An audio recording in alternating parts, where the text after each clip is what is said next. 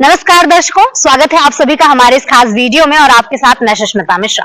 दर्शकों, आज हम उन 3 बिलों के बारे में बात करने जा रहे हैं जिसे गृह मंत्री अमित शाह ने संसद में पेश किए थे। महोदय, मैं प्रस्ताव करता हूं कि भारत के संविधान का संशोधन करने वाले विधेयक को पुनर्स्थापित करने की अनुमति दी जाए। महोदय, मैं प्रस्ताव करता हूं कि जम्मू कश्मीर पुनर्गठन अधिनियम 2019 का संशोधन करने वाले विधेयक को पुनर्स्थापित करने की अनुमति दी जाए। महोदय, मैं प्रस्ताव करता हूं कि संघ राज्य क्षेत्र शासन अधिनियम 1963 का संशोधन करने वाले विधेयक को पुनर्स्थापित करने की मंजूरी दी जाए। प्रधानमंत्री, मुख्यमंत्री और मंत्रियों को पद से हटाने वाले 3 बिल संसद में पेश कर दिए गए हैं।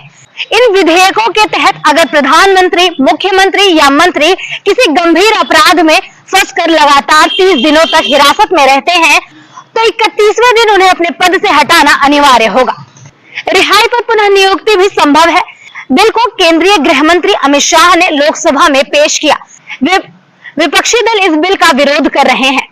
विधेयक में यह भी प्रावधान है कि यदि मंत्री और मुख्यमंत्री हिरासत से रिहा हो जाते हैं तो उन्हें दोबारा पद पर नियुक्त किया जा सकता है।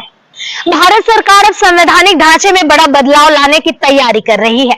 गृह मंत्री अमित शाह ने बुधवार 20 अगस्त 2025 को लोकसभा में 3 अहम विधेयक पेश किए, जिनका उद्देश्य प्रधानमंत्री, केंद्रीय मंत्री, मुख्यमंत्री और राज्य व केंद्र शासित प्रदेशों के मंत्रियों को गंभीर आपराधिक मामलों में गिरफ्तार और 30 दिनों तक हिरासत में रहने की स्थिति में पद से हटाने का कानूनी आधार प्रदान करना है। अभी संविधान में ऐसी कोई स्पष्ट व्यवस्था नहीं है।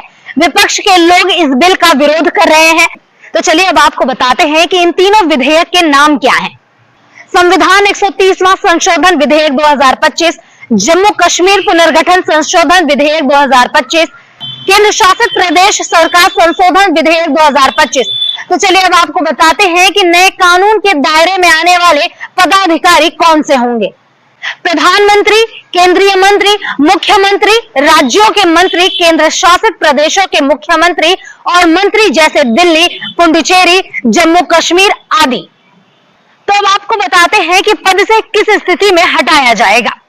आपको बता दें कि विधेयकों में कहा गया है कि यदि प्रधानमंत्री, मुख्यमंत्री या मंत्री को किसी ऐसे अपराध में गिरफ्तार किया जाता है जिसकी सजा कम से कम 5 वर्ष या उससे अधिक हो सकती है और वह लगातार 30 दिनों तक हिरासत में रहता है तो 31वें दिन उसे पद से हटाना अनिवार्य होगा। तो चलिए अब आपको बताते हैं कि कौन किसे किस पद से हटा सकता है, मतलब अपना इस्तीफा किसे कौन सौंपेगा। प्रधानमंत्री को राष्ट्रपति हटाएंगे और मुख्यमंत्री को राज्यपाल हटाएंगे, राज्य मंत्री को मुख्यमंत्री हटाएंगे तो वही केंद्र शासित प्रदेशों के मुख्यमंत्री को उपराज्यपाल हटाएंगे। रिहाई होने के बाद फिर नियुक्ति भी संभव है। आपको बता दें कि विधेयक में यह भी प्रावधान है कि यदि मंत्री या मुख्यमंत्री हिरासत से रिहा हो जाते हैं तो उन्हें दोबारा पद पर नियुक्त किया जा सकता है। यानी हटाना केवल हिरासत की अवधि के दौरान बाध्यकारी प्रावधान होगा। तो चलिए अब बात करते हैं कि संविधान में संशोधन की आवश्यकता क्या है। गृह मंत्री अमित शाह के अनुसार वर्तमान संविधान में मंत्रियों को गंभीर आरोपों पर हिरासत होने पर हटाने का कोई प्रावधान नहीं है। यही कारण है कि अब संविधान के अनुच्छेद 75, अनुच्छेद 164 और अनुच्छेद 139 ए में संशोधन प्रस्तावित किया गया है। आपको बता दें, अनुच्छेद 75 प्रधानमंत्री और केंद्रीय मंत्रियों से संबंधित है तो वही अनुच्छेद 164 राज्यों के मुख्यमंत्री और मंत्रियों से संबंधित है तो वही अनुच्छेद 239 ए दिल्ली के मुख्यमंत्री और मंत्रियों से संबंधित है। फिलहाल के लिए इस वीडियो में इतना ही। मुझे दीजिए इजाजत। नमस्कार।